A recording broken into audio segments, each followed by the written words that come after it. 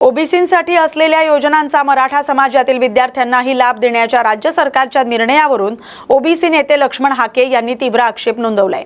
हा निर्णय असंविधानिक असल्याचा आरोप करत त्यांनी सरकारवर जोरदार टीका केली आहे। ओबीसींसाठीच्या योजनांमध्ये निकषांकडे दुर्लक्ष करण्यात आल्याचा दावा करत या निर्णयामागील शिफारसी आणि आधार स्पष्ट करण्याची मागणी केली आहे।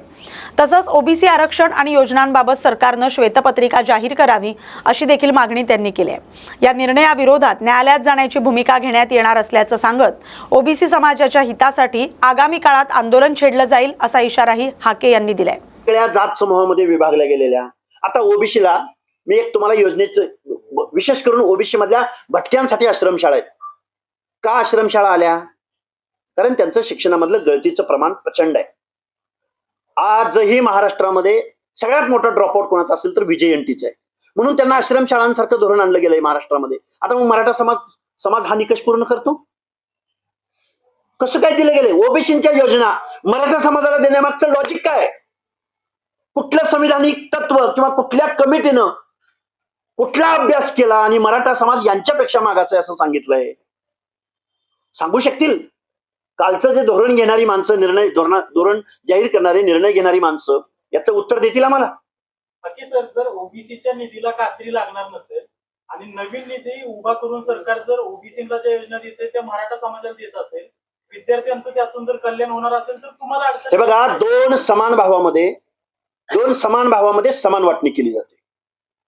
पण दोन भावामध्ये एक जर हँडिकॅप्ड असेल, फिजिकली हँडिकॅप्ड असेल तर त्याला प्रमोट करणे। अरे ऐका ना 2 मिनिटं। काय समजा 100 रुपये ओबीसीला आणि तुमच्या योजना देताना 200 रुपये दिले जातील, 150 रुपये दिले जातील, जे वरचे पैसे मराठा समाज, मग तुमचा विरोध काय? अरे विषय काय? हे बघा, आहे ना लोक आहे मराठा समाजाला, जे ओबीसीला ते मराठा समाजाला दिलं जाणार आहे, त्यांना जर वेगळा निधी वापरला, ओबीसीचा निधी आहे तोच ठेवला तर तुम्हाला अडचण काय? हे बघा, प्रश्न असा आहे, फक्त मराठा समाजाला का मग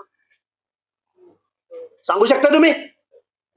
एकच मराठा समाज मागासलेला आहे महाराष्ट्रामध्ये ओबीसी सोडून, इतर काय करतील? मग काय धोरण आहे तुमच्याकडे? कुठला अभ्यास आहे? कुठला सोशो इकॉनॉमिकल सर्वे आहे तुमच्याकडे की म्हणून तुम्ही ओनली वन मराठा? कुठली अशी कोणती वेळ आली मराठा समाजावर की तो डिप्रेस झालाय, ज्याच्यावर सामाजिक अन्याय झालाय? का हो? मराठा समाजाचे आमदार जास्त म्हणून? मराठा समाजाच्या हातात गावच्या पोलीस पाटलापासून सरपंचापासून महाराष्ट्राच्या मुख्यमंत्री पदापर्यंत त्यांचा दबाव, त्यांचा म्हणून मराठा समाजासाठी घोषणा करताय तुम्ही?